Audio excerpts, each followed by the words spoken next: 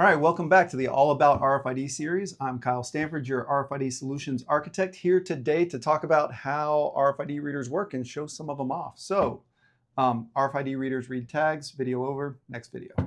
Good? That was good, right? No? More? Okay. So, RFID readers are the things that yell at tags. They basically send out radio waves, like we talked about in the other video. Boom, let's pop those slides again. They're going to send out radio waves. Those radio waves are going to energize the tag.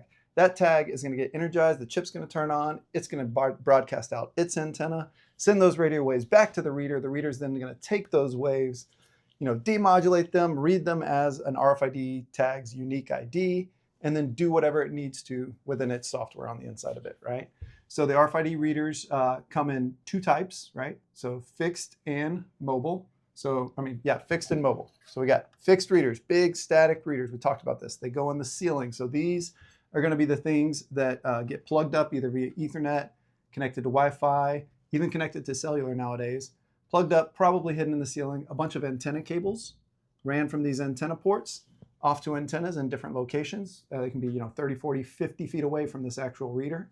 And they're going to essentially do what we saw on that slide. They're going to be reading all the different tags that walk under them, get pushed under them, get shoved under them, whatever it is. And they're going to take that same data.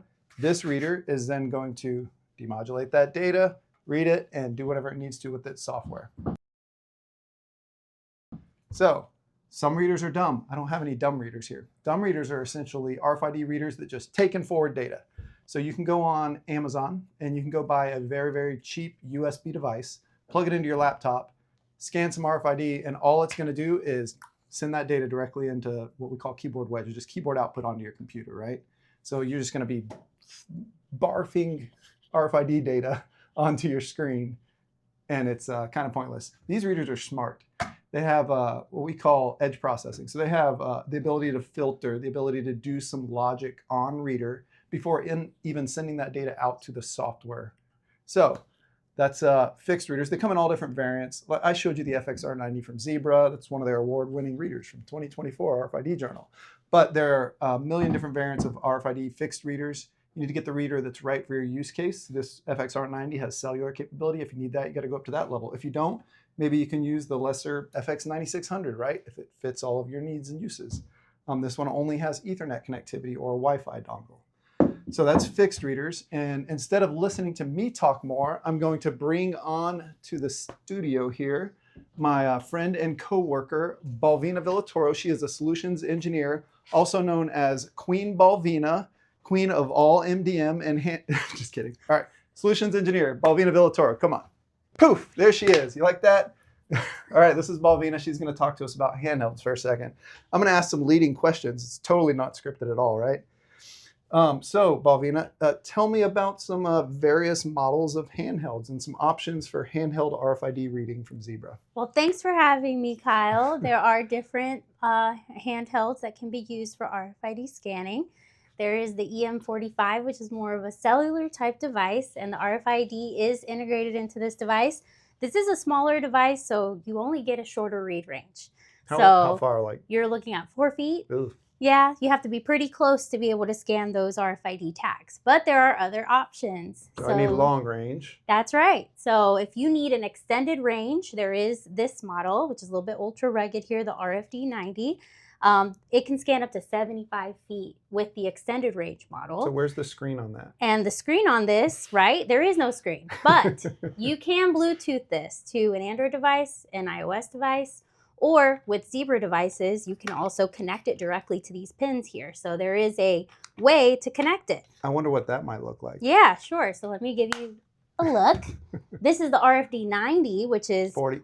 Excuse me, 40, which is one step below the RFD90. So this is an example of a Zebra device that's connected to it directly. So with this adapter and the pins, as you can see, they communicate directly to the device. And you can use the scanner that's on this handheld as well. This one you're looking at 20 feet read range for this type of device. Sure. Yeah. Sure.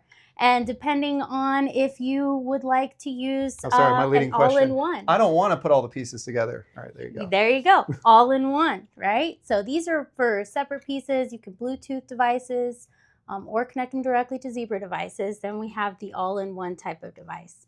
So you're looking at extended range scanning here as well. So we're looking different at type of antenna. We'll get into that in the next video. That's a linear. Yep. So this one has also physical keys. So for those, old school physical key types, that's available here.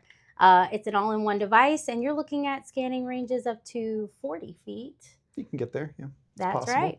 All right. So that's again, this is the Zebra models. Some of the Zebra models. There's actually more than that. There's a wearable. There's all kind of other stuff. Every different manufacturer you're going to look at is going to have similar things. They're going to have all-in-one devices. They're going to have sleds that you can Bluetooth, different things like that. So why maybe would I choose a handheld over fixed?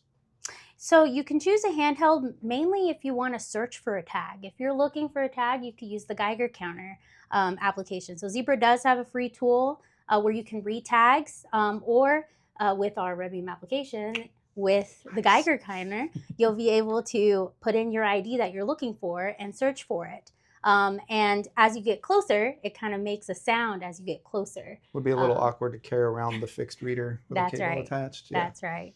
So with this handheld, you can go searching for devices. Yep. So they've used mobile, right? This is the mobile reader. Everything you're going to see with people walking around grocery stores, it's just a barcode scanner on steroids, right? It can see an RFID tag instead of just barcodes. That's right. All right, so you were holding that device. Yes. That device was used on one of the use cases that you actually set up. Yes. I'm not going to say the company name, but go ahead and tell us about our friends that do molds. Yeah, so they have some molds that use hard RFID tags. Because of the hazardous environment, some of the material that flows over that hard tag, you're not able to scan a barcode.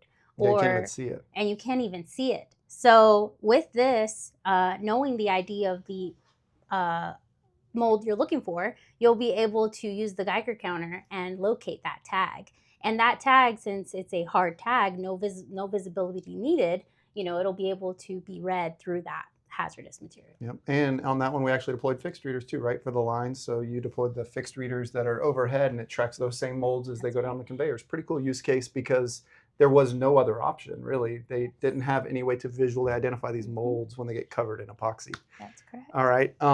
So now I've got 4 of these devices right here, right? I don't want to manage each one of these and do all the settings individually. How can I bundle all that up? Yeah, so with mobile device management, you can totally manage your Android devices, and even with SODI Connect or SODI Mobi Control, you can manage the actual RFID device as well with the Wi-Fi connectivity that is available here. So with connecting it to Wi-Fi, it'll connect to that platform, and that platform will push its configurations out to these devices and know what to set it up with using your mobile device management. Spoiler, we're also a SODI partner. Yeah, we are. All right, and this question is not on the board. Working with enterprises so Balvina started the same year I did, right? Just a little bit before me. Working with mobile devices for the last 12 years in this organization. Apple iOS or Android? So people are biased, right? So they may have a preference of what they want to use. Apple's a lot more consumer based and has a lot of restrictions. With Android, especially with like the Zebra OEM, being able to utilize Android has been a lot flexible. You can manage these devices using something called Google Zero Touch, which allows you to register that device as an enterprise device. So if that device ever gets wiped, it will, once it connects to Wi-Fi, will enroll back into that management system because it belongs to your organization. So having that control over that device, I feel like Android gives you a little bit more enterprise-ready type tools. I told you you'd be good at this. All right, so that kind of sums it up. We've got fixed readers and mobile readers. Both of them essentially do the same thing. Mobile readers move, fixed readers don't.